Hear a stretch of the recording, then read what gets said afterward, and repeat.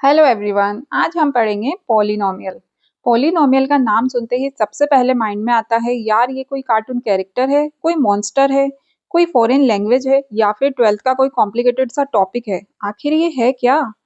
बच्चों रिलैक्स करो, ये एक बहुत ही प्यारा सा सिंपल सा चैप्टर है। Even it's my one of the favourite chapter. तो सबसे पहले हम पॉलिनोमियल वर्ड से ही स्टार्ट करते हैं। पॉलिनोमियल वर्ड टू टर्म्स से मिलके बनता है, पोली प्लस नोमियल्स। पोली मतलब होता है मेनी एंड नोमियल मतलब होता है टर्म्स। मतलब पॉलिनोमियल में बहुत सारी टर्म्स को कंसिडर किया जाता है। अब पॉलिनोमियल सिर्फ एक चैप्टर नहीं है बल्कि ये आगे के चैप्टर्स का बेस है। तो इस चैप्टर के सारे कंसेप्ट आपको क्लियर होना बहुत इंपॉर्टेंट है। तो पॉलिनोमियल को समझने के लिए सबसे पहले आपको ये समझना पड़ेगा what is the algebraic expression. जैसा आपने प्रीवियस क्लासेस में भी पढ़ा है, algebraic expression is a combination of constant, variable and arithmetic operations. जहाँ पे कांस्टेंट वो वैल्यूज होती है जो कि फिक्स होती है, जैसे 1 2 7 15 कोई भी नंबर्स हो उनकी वैल्यू फिक्स होती है तो वो होते हैं कांस्टेंट। बात करें वेरिएबल की, तो वो वैल्यू जो फिक्स नहीं है, मतलब वो वैल्यू जो वेरी कर रही है और तो उन्हें बोलते हैं वेरिएबल्स। एंड ये जनरली इंग्लिश अल्फाबेट के स्मॉल लेटर्स से डिनोट करते हैं। एंड बात करें अर्थमेटिक ऑपरेशंस की, तो जो भी जितने भी सारे मैथमेटिकल ऑपरेशंस हैं वो आपके होंगे arithmetic operations, like plus minus multiply divide. एक एग्जांपल लेके देखते हैं। यहाँ पे जो वैल्यू फिक्स है वो होगी कांस्टेंट जो कि है 6, एंड जो वैल्यू फिक्स नहीं है जो हमें दिखाई दे रही है x, जो कि है एक वेरिएबल। एंड जब भी नंबर एंड वेरिएबल के प्रोडक्ट की बात करें तो उसमें जो नंबर होगा वो वेरिएबल का कोफिशिएंट होता है। जैसे 7x² में 7 कोफिशिएंट है x² का, एंड सिमिलरली 5 कोफिशिएंट है x का। एंड वेरिएबल के ऊपर जो नंबर होता है वो होती है वेरिएबल की पावर। एंड पॉलिनोमियल के जो पार्ट्स प्लस एंड माइनस से सेपरेट होते हैं वो सारी कहलाती है आपकी टर्म्स। तो ये जो बेसिक चीजें हैं ये आपको क्लियर होना बहुत जरूरी है, क्योंकि ये अलजेब्रा का बेस है जो आगे जाके आपको हर जगह काम आएगा। तो ये सब आप अच्छे से आइडेंटिफाई करना सीख लो। ओके, चलिए अब बात करते हैं हम जो कि है हमारा main topic, polynomial. Polynomial is an algebraic expression where the power of the variable is always non negative integer और होल नंबर। मतलब पॉलिनोमियल क्या है? एक तरह का अलजेब्रिक एक्सप्रेशन ही है। मतलब इसमें भी variable, constant and arithmetic operation का कॉम्बिनेशन ही मिलेगा, लेकिन एक कंडीशन है कि जो पावर है वेरिएबल की वो हमेशा होल नंबर होनी चाहिए। होल नंबर क्या होते हैं? 0 1 2 3 4 एंड सो ऑन, जीरो से स्टार्ट होते हैं। ओके, तो पावर क्या होगी? पावर नेगेटिव नहीं हो सकती, फ्रैक्शन में नहीं हो सकती, पावर हमेशा क्या होनी चाहिए? होल नंबर होनी चाहिए। तो वो आपके होंगे पॉलिनोमियल्स। एग्जाम्पल लेके देखते हैं। ये एक एग्जाम्पल है। अब इसमें हम देख सकते हैं वेरिएबल क्या है? x, जिसकी पावर क्या है? 2। वहीं अगर यहाँ देखें हम वेरिएबल की पावर है कुछ नहीं है का मतलब 1 पावर है, तो यहाँ पे पावर हो गई 1। तो यहाँ पे हम देख सकते 2 एंड 1 क्या है? दोनों हमारे होल नंबर है, पॉजिटिव नंबर है। तो ये हुए होल नंबर। इट मीन्स हम बोल सकते हैं कि ये जो अलजेब्रिक एक्सप्रेशन है ये एक पॉलिनोमियल भी है। नेक्स्ट एग्जाम्पल में देखें, यहाँ पे वेरिएबल की पावर है 4, यहाँ पे है 2, यहाँ पे है 1। तो ये तीनों क्या है? ये तीनों भी होल नंबर है। It means it's a polynomial. Next example देखते हैं। यहाँ पे पावर है 2, यहाँ पे पावर है 1, यहाँ पे x की पावर क्या है? 1/x। मतलब क्या होता है? हमने पढ़ा है एक्सपोनेंट वाले चैप्टर्स में, जब हम x को ऊपर लेके जाएंगे तो वो क्या हो जाएगा? x की पावर -1 हो जाएगा। इट मीन्स यहाँ वेरिएबल की पावर हो गई -1। बट हमारी पोलिनोमियल की कंडीशन कहती है कि पावर होल नंबर होनी चाहिए, नेगेटिव पावर नहीं हो सकती। तो हम देख सकते हैं कि हमारी 2 पावर होल नंबर है, लेकिन अगर कोई भी एक भी पावर अगर होल नंबर नहीं है तो हम बोल सकते हैं कि वो पूरा पोलिनोमियल आपका वो पोलिनोमियल नहीं है, वो सिर्फ एक अलजेब्रिक एक्सप्रेशन है। क्यों? क्योंकि हमारी कंडीशन फुलफिल नहीं हो रही है। सिमिलरली हम नेक्स्ट एग्जाम्पल में देखें तो यहाँ भी हम देख सकते हैं पावर है 3, यहाँ पे है 2, एंड यहाँ पे रूट एक्स को हम क्या लिख सकते हैं? एक्स की पावर 1/2 लिख सकते हैं। तो यहाँ पे पावर हो गई 1/2 एंड हमारी पावर होल नंबर में नहीं है, क्योंकि पावर ना तो नेगेटिव हो सकती है ना फ्रैक्शन में हो सकती है। तो ये भी क्या है? ये सिर्फ एक अलजेब्रिक एक्सप्रेशन है, बट ये भी एक पॉलिनोमियल नहीं है। आई होप आपको क्लियर हुआ हो कि हम कैसे आइडेंटिफाई कर सकते हैं कि कौन से पॉलिनोमियल होते हैं और कौन से अलजेब्रिक एक्सप्रेशन होते हैं। और आपने जब दोनों का डिफरेंस देखा तो आपने एक चीज नोटिस करी होगी कि आपके सारे पॉलिनोमियल क्या होंगे, एल्जेब्रिक एक्सप्रेशन होंगे, बट सारे एल्जेब्रिक एक्सप्रेशन पॉलिनोमियल नहीं हो सकते। ओके, तो ये पॉइंट आपको याद रखना है। चलिए अभी नेक्स्ट हम पढ़ेंगे degree of the polynomial. The highest power of the variable is known as degree of the polynomial. हमने देखा वेरिएबल्स की पावर होती है। अब अगर बहुत सारे वेरिएबल हैं पॉलिनोमियल में तो उनमें हाईएस्ट पावर कौन सी है वो हमें देखना है। एग्जाम्पल देखते हैं। यहाँ पे हम देख सकते हैं वेरिएबल है y जिसकी पावर क्या है 1। तो यहाँ पे तो और कोई वेरिएबल है नहीं, सिर्फ एक ही वेरिएबल है, उसकी पावर है 1। तो हम बोल सकते हैं हाईएस्ट डिग्री तो हाईएस्ट पावर तो सिर्फ 1 ही है। इट मीन्स ये डिग्री हो गई 1। अभी नेक्स्ट एग्जाम्पल देखते हैं। यहाँ पे x वेरिएबल है जिसकी पावर है 3, यहाँ पे है 1। अब यहाँ पे हमारे पास दो पावर है तो हम इसमें से कंपेयर करेंगे कि कौन सी पावर हाईएस्ट पावर है। तो बड़ा नंबर कौन सा है 3, तो ये हो गई हाईएस्ट पावर। तो हम क्या बोल सकते हैं कि इस पॉलिनोमियल की हाईएस्ट पावर 3 है, इसलिए इस पॉलिनोमियल की डिग्री है 3। नेक्स्ट एग्जाम्पल, यहाँ पे देखिए वेरिएबल है x जिसकी पावर है 2। अब नेक्स्ट हम देखें तो यहाँ पे हमें दो वेरिएबल दिखाई दे रहे हैं x एंड y। तो हम क्या करेंगे, टोटल हमारी पावर कितनी है ये पता करने के लिए हम दोनों वेरिएबल की पावर को प्लस करेंगे। तो 4 + 2 हो जाएगा 6। एंड यहाँ पे जाएं, यहाँ भी एक एक है दोनों की, तो दोनों मिला के हो गई 2। तो यहाँ पे पावर हमें मिलती है 2, 6 एंड 2। तो यहाँ पे हाईएस्ट नंबर है 6। तो इट मीन्स हम क्या बोल सकते हैं, वेरिएबल की पावर है 6 जो कि हाईएस्ट है। तो वो हो गई आपके इस पॉलिनोमियल की डिग्री 6। नेक्स्ट एग्जाम्पल में यहाँ पावर है 4, यहाँ है 2, तो हाईएस्ट नंबर है 4। तो आपकी इस पॉलिनोमियल की डिग्री हो गई 4। तो आपको समझ में आया होगा, highest power of the variable is degree of the polynomial. अब हम देखेंगे पॉलिनोमियल की जनरल फॉर्म और स्टैंडर्ड फॉर्म। जनरल फॉर्म में हम पॉलिनोमियल को इस तरह से रिप्रेजेंट कर सकते हैं, जहाँ पे a0, a1, a2, a3 ये सब क्या है, ये हैं real numbers. And an is not equal to 0। an कभी भी 0 के इक्वल नहीं हो सकता, अदरवाइज क्या होगा, वेरिएबल भी 0 हो जाएगा। और यहाँ पे n क्या है, नॉन नेगेटिव इंटीजर्स है। और यहाँ पे जब भी हमारे पास इस फॉर्म में कोई भी पॉलिनोमियल होता है तो हम जनरली क्या करते हैं, उन्हें या तो असेंडिंग ऑर्डर में हम लोग रिप्रेजेंट करते हैं या फिर डिसेंडिंग ऑर्डर में रिप्रेजेंट करते हैं। ये है हमारी general form of the polynomial. Next आते हैं अब हम क्लासिफिकेशन ऑफ द पॉलिनोमियल पे। यहाँ पे दो तरह से क्लासिफिकेशन होता है। पहला है on the basis of terms, जिसमें आते हैं monomial, binomial and trinomial. And second है on the basis of degree, जहाँ पे है constant, linear, quadratic, cubic and by quadratic polynomial.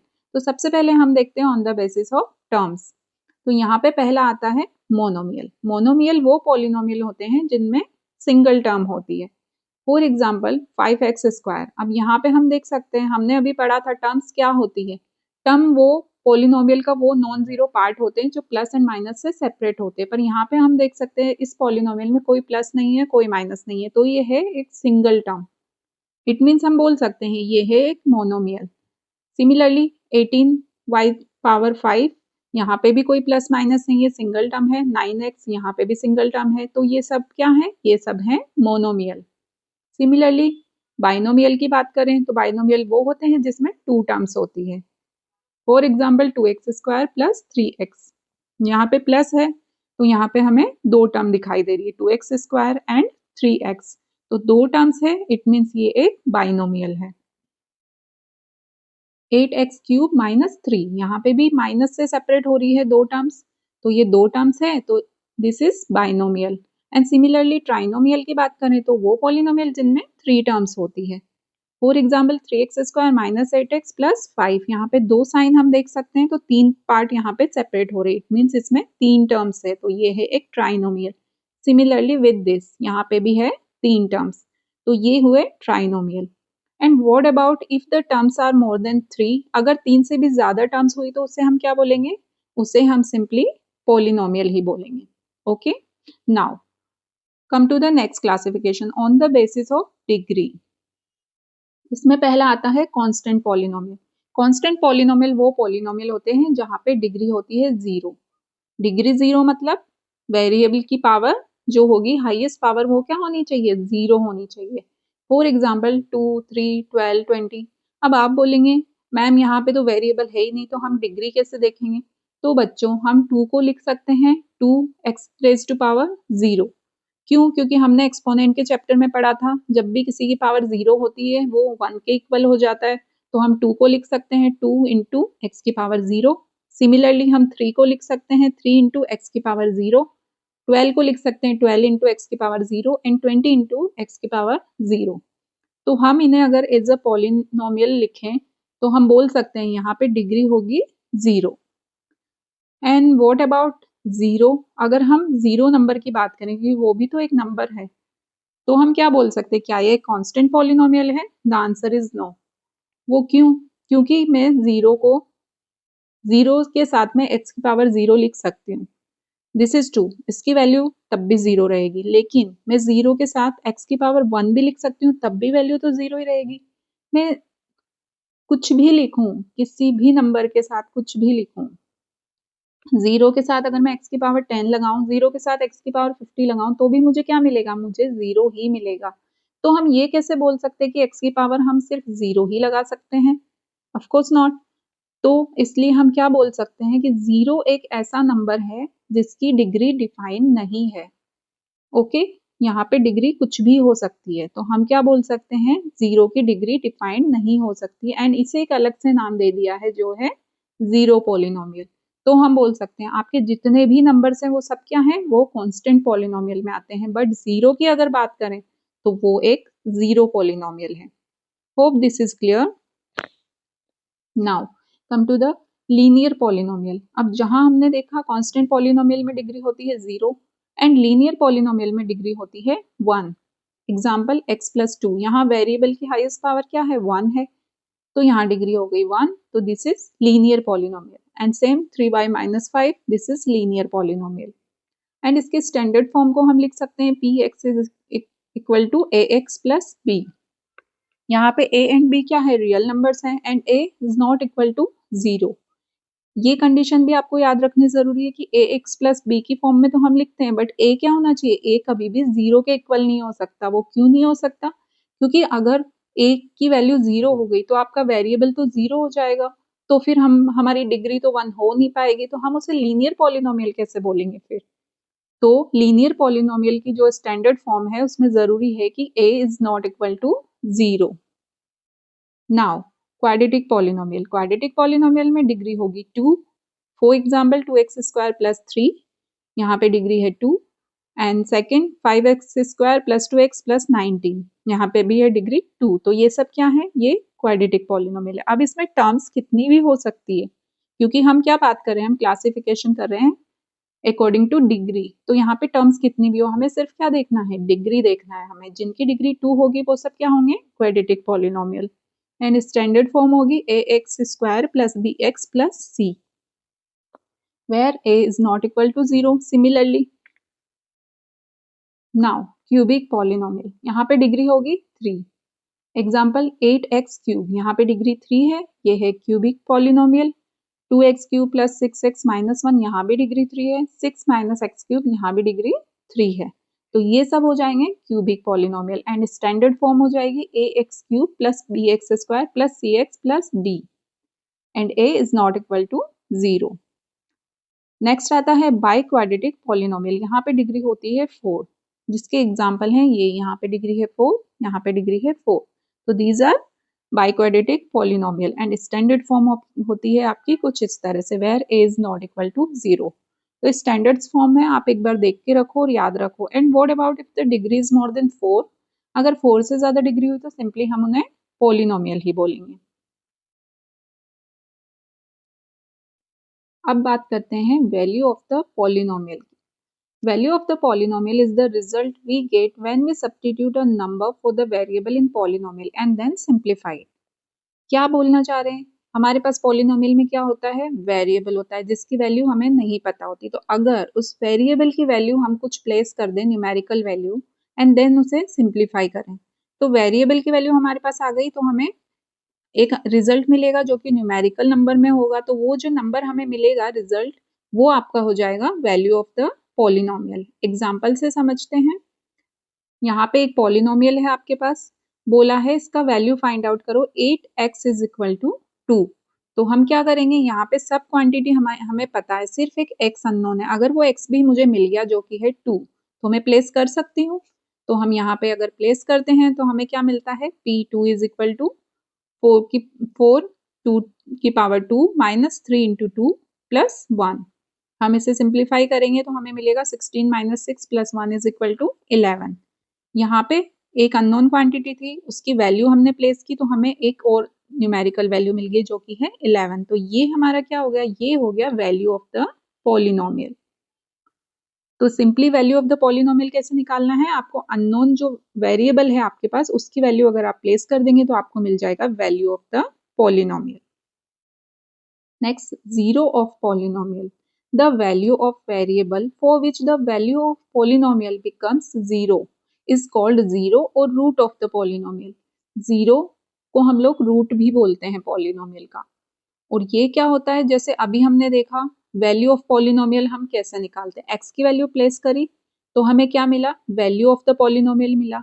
लेकिन अगर वही value of the polynomial zero आती है हमारे पास, रिजल्ट में अगर जीरो मिलता है हमें, तो हम बोल सकते हैं कि अगर रिजल्ट जीरो है तो वेरिएबल की जिस वैल्यू पे हमें रिजल्ट जीरो मिला, वेरिएबल की वो वैल्यू जीरो ऑफ पॉलिनोमियल होगी। ओके, एक एग्जांपल से समझते हैं। Find zero of px is equal to 2x cube plus x square minus 7x minus 6। यहाँ पे मैं ऐसा क्या प्लेस करूं जिससे मुझे पॉलिनोमियल की वैल्यू जीरो मिल जाए। If we substitute x is equal to 2, अगर मैं x की वैल्यू 2 रखती हूँ तो मुझे क्या मिलता है, हम इसे सिंप्लीफाई करते हैं तो हमें मिलता है 16 plus 4 minus 14 minus 6 is equal to 0। यहाँ पे मुझे पॉलिनोमियल की वैल्यू मिल गई 0। अब ये पॉलिनोमियल की वैल्यू किस पे है, 0, x इज इक्वल टू 2 पे। तो हम बोल सकते हैं कि ये जो x की वैल्यू 2 है ये है 0 और रूट ऑफ द पॉलिनोमियल। तो आपको क्लियर हुआ, वेरिएबल की वैल्यू प्लेस करने पे हमें मिलता है value of the polynomial, and if the value of the polynomial is 0 then the value of the variable will be 0 और root of the polynomial. Hope this is clear. Next आते हैं division algorithm, जो आपने previous classes में भी देखा है। Numbers के लिए हमने देखा है डिवीजन हम कैसे करते हैं। फॉर एग्जांपल हम देखें 7 में मुझे 2 से डिवाइड करना है तो मैं कैसे करूंगी, 2 3 जा 6, यहाँ पे बचेगा 1। ये तो हम काफी छोटी क्लासेस से करते आ रहे हैं, ठीक है। तो यहाँ पे क्या होता है, यहाँ पे ये होता है आपका डिवाइजर, ये होता है डिविडेंड, यहाँ होता है क्वोशंट, और जो नीचे बचता है वो होता है रिमाइंडर। ये आप सबको पता है। अब अगर मैं 7 को लिखना चाहूँ तो मैं क्या लिख सकती हूँ, 2 इंटू 3 प्लस 1 ऐसे लिख सकती हूँ मैं। मतलब quotient into divisor plus remainder करते हैं हम तो हमें क्या मिलता है, हमें मिलता है डिविडेंड। एंड इसी को हम लिखें तो ये क्या हो गया, dividend is equal to divisor into quotient plus remainder. और ये क्या है, ये एक नंबर्स का हमने डिवीजन लिखा। बस ये सेम ही कंसेप्ट हमारा क्या होगा, पॉलिनोमियल के लिए भी यूज होगा, तो ये आप याद रखो। तो हम अगर पॉलिनोमियल की बात करें तो if a polynomial px is divided by polynomial gx then we can find qx and rx। तो वही सेम कंसेप्ट है हमारा, बस यहाँ पे क्या हो गया, आपका डिविडेंड की जगह पे आ जाता है px, डिवाइजर की जगह पे आ जाता है gx, क्वोशंट हो जाता है qx एंड रिमाइंडर हो जाता है rx। क्योंकि ये सब क्या है, ये सब x की फॉर्म में है, मतलब वेरिएबल की फॉर्म में, क्योंकि हम यहाँ पे नंबर्स की नहीं पॉलिनोमियल्स की बात कर रहे हैं। ओके, तो इसे हम इस तरह से लिख सकते हैं। अब हमें पता है कि जब हम कोई भी नंबर्स का भी डिवीजन करते हैं तो क्या होता है, हमेशा रिमाइंडर डिवाइजर से छोटा होता है। सेम पॉलिनोमियल में भी होगा, आपकी जो डिग्री होगी रिमाइंडर की वो क्या होगी, वो डिवाइजर की डिग्री से छोटी होनी चाहिए। तो रिमाइंडर क्या हो सकता है, या तो 0 के इक्वल हो सकता है या 0 से बड़ा हो सकता है, एंड रिमाइंडर आपके डिवाइजर से छोटा हो सकता है। तो इसे हम इस तरह से लिख सकते हैं। तो ये एक बेसिक कंसेप्ट है जो आप याद रखो, जैसा नंबर्स का है वही सेम कंसेप्ट हमने पॉलिनोमियल में लगाया। बस यहाँ क्या है, यहाँ चीजें वेरिएबल की फॉर्म में आ जाती है। ओके, अब इसी को एक एग्जांपल लेके समझते हैं। यहाँ पे एक पॉलिनोमियल दिया है आपको, एक डिवाइजर दिया है, तो बोला है आप क्वोशंट निकालो एंड रिमाइंडर निकालो। तो हम क्या करेंगे, अपने लॉन्ग डिवीजन मेथड का यूज करेंगे। यहाँ पे डिविडेंड लिखा हमने, यहाँ पे हमारा डिवाइजर है। अभी जैसे हम नंबर्स का करते हैं मल्टीप्लाई करके, वैसे ही हम क्या करेंगे, x-1 को हम किससे मल्टीप्लाई करें कि हमें ये वैल्यूज मिले। तो सबसे पहले हम पहली टर्म को देखते हैं, हम x में ऐसा क्या मल्टीप्लाई करें कि हमें 2x² मिल जाए, क्योंकि फर्स्ट टर्म मैच कराने का ट्राई करते हैं पहले हम। तो मैक्सिमम हम कितना कर सकते हैं, हम 2x से मल्टीप्लाई करते हैं अगर, तो हमें क्या मिल जाएगा, 2x²। अब जब हमने 2x² मिला है हमें, तो 2x से हमने x को मल्टीप्लाई किया, तो हमें -1 से भी करना पड़ेगा। तो हमें क्या मिल जाएगा, 2x² - 2x। अब साइन चेंज करेंगे, तो यहाँ पे बचेगा 7x एंड 6 जो बचा है आपका वो कैरी ले लेंगे, हो जाएगा 7x + 6। अब हमें क्या करना है, अब हमें चाहिए 7x। x में मैं क्या मल्टीप्लाई करूँ कि मुझे 7x मिले, ऑब्वियसली मैं +7 से मल्टीप्लाई कर सकती हूँ। तो 7 से करेंगे तो 7x - 7 आ जाएगा, साइन चेंज करेंगे, नीचे बचेगा हमारे पास 13। अब ये जो 13 बचा ये क्या है, ये है आपका रिमाइंडर, एंड ऊपर जो हमें मिला ये क्या है, ये है क्वोशेंट। तो ये जो रिमाइंडर एंड क्वोशेंट है यही हमारी पॉलिनोमियल्स के टर्म्स में है qx एंड rx। तो यहाँ पे हमें मिल गया qx 2x + 7 एंड rx मिल गया 13। ओके, सिंपल था, एकदम सिंपल वाला डिवीजन, जैसे नंबर्स का होता है वैसे ही पॉलिनोमियल का होता है, बस वो x की फॉर्म में होता है, तो आप कंफ्यूज नहीं होना, सेम कंसेप्ट है। अब हम आते हैं अपने एक इम्पॉर्टेंट थ्योरम पे, जो कि है रिमाइंडर थ्योरम। अब रिमाइंडर थ्योरम हम क्यों यूज करते हैं, जैसा हमने अभी देखा डिवीजन एल्गोरिथम में हम क्या करते हैं, हम डिवीजन के थ्रू क्वोशिएंट एंड रिमाइंडर निकाल सकते हैं, बट वो क्या होता है, एक लॉन्ग प्रोसीजर हो जाता है। तो अगर कभी हमें डायरेक्टली रिमाइंडर निकालना हो तो उसे हम रिमाइंडर थ्योरम के थ्रू निकाल सकते हैं, ताकि हमारा टाइम भी बचता है एंड डायरेक्टली हमें रिमाइंडर मिल जाता है। तो उसी के लिए हम पढ़ेंगे remainder theorem. If Px is a polynomial of degree greater than or equal to 1 and a is any real number, if Px is divided by x minus a, then remainder is equal to Pa। ये बोलना चाह रहे हैं Px एक polynomial है हमारा, अगर मैं उसे डिवाइड करूं x माइनस ए से, तो यहाँ पे x माइनस ए है हमारा डिवाइजर, इसे हम इक्वल करेंगे, 0 के इक्वल करेंगे तो x की वैल्यू आ जाएगी a। अब जो x की वैल्यू आई है उसे हम अपने पॉलिनोमियल में प्लेस करते हैं, तो हमें मिलता है Pa। तो ये Pa क्या है, ये है आपका रिमाइंडर। मतलब जिस पॉलिनोमियल से हम डिवाइड कर रहे हैं उससे हम वेरिएबल की वैल्यू निकाल के अपने पॉलिनोमियल में प्लेस करेंगे, तो हमें मिलता है रिमाइंडर। इसे हम एक एग्जाम्पल से समझते हैं। यहाँ पे आपको एक पॉलिनोमियल दिया है जो कि है क्यूबिक पॉलिनोमियल है, इसे डिवाइड करना है x + 2 से, और आपको क्या बोला है, रिमाइंडर आपको निकालना है। ठीक है, तो अभी हम क्या करेंगे, लॉन्ग डिवीजन मेथड से तो हम कर ही सकते हैं, बट अगर हमें डायरेक्टली निकालना है, टाइम बचा के निकालना है, तो हम क्या कर सकते हैं, हम पॉलिनोमियल लेंगे, x + 2 को हम 0 के इक्वल करेंगे, तो हमें मिलेगा x की value -2। Now substitute value of x in polynomial, x की वैल्यू हम पॉलिनोमियल में प्लेस करते हैं, तो हम इसे सिंप्लीफाई करेंगे तो हमें क्या मिलेगा, यहाँ -8 + 36 + 24 - 20 इज इक्वल टू 32। तो यहाँ पे हमें p - 2 की वैल्यू मिली है 32, विच इज योर रिमाइंडर। ये जो हमें वैल्यू मिली है ये हो गया हमारा रिमाइंडर। तो हमें लॉन्ग डिवीजन मेथड करना नहीं पड़ा, इसमें सिंपली हमने डिवाइजर को 0 के इक्वल करके वेरिएबल की वैल्यू निकाली, वो वेरिएबल की वैल्यू हमने पॉलिनोमियल में प्लेस करी, तो हमें एक न्यूमेरिकल रिजल्ट मिला, वो रिजल्ट आपका हो जाएगा रिमाइंडर। तो ये एक सिंपल तरीका है जिससे हम डायरेक्टली रिमाइंडर निकाल सकते हैं। बट इम्पॉर्टेंट पॉइंट, उसके लिए आपका डिवाइजर हमेशा डिग्री 1 का होना जरूरी है, इट मीन्स वो एक लीनियर पॉलिनोमियल होना जरूरी है, ये पॉइंट आप याद रखो। ठीक है, क्योंकि रिमाइंडर थ्योरम तभी एप्लीकेबल होता है जब आपका डिवाइजर लीनियर पॉलिनोमियल हो। Okay, keep this in mind. Now अब आते हैं हम फैक्टर थ्योरम पे। अब फैक्टर थ्योरम क्या होती है, if Px is a polynomial of degree greater than or equal to 1 and a is any real number, if Pa is equal to 0, then x minus a is a factor of Px, and if x minus a is a factor of Px, then Pa is equal to 0। इसे पढ़ के ज्यादा confuse मत हो, बहुत simple सा concept है, बहुत सिंपल। आप देखो, जब भी हम डिवीजन करते हैं तो क्या करते हैं, हम जैसे मैं 12 में 3 को डिवाइड करती हूँ तो 3 4 ज़ा 12 आया, नीचे क्या बचा 0। तो 0 बचा, इट मीन्स क्या हुआ कि मैं बोल सकती हूँ 3 इज अ फैक्टर ऑफ 12। क्यों? क्योंकि वो फुल्ली डिविजिबल है। फैक्टर क्या होता है हमने पढ़े हैं प्रीवियस टॉपिक्स में। फैक्टर्स क्या होते हैं? जब कोई नंबर किसी नंबर से फुल्ली डिविजिबल होता है तो हम उसे उसका फैक्टर बोल सकते हैं। सेम वही चीज पॉलिनोमियल में है। If x minus a is a factor then P a is equal to 0।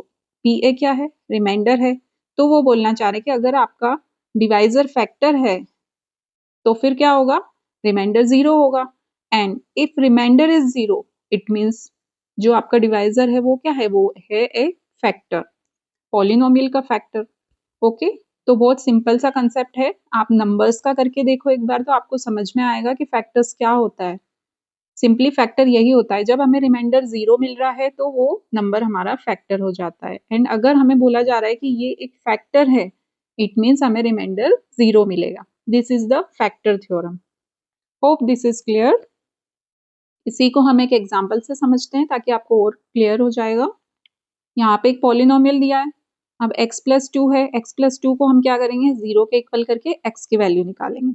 ठीक है, x की वैल्यू आई। अब उस x की वैल्यू को substitute value in x in polynomial, polynomial में x की वैल्यू प्लेस करी तो हमें क्या मिलता है? हमें मिलता है रिमाइंडर।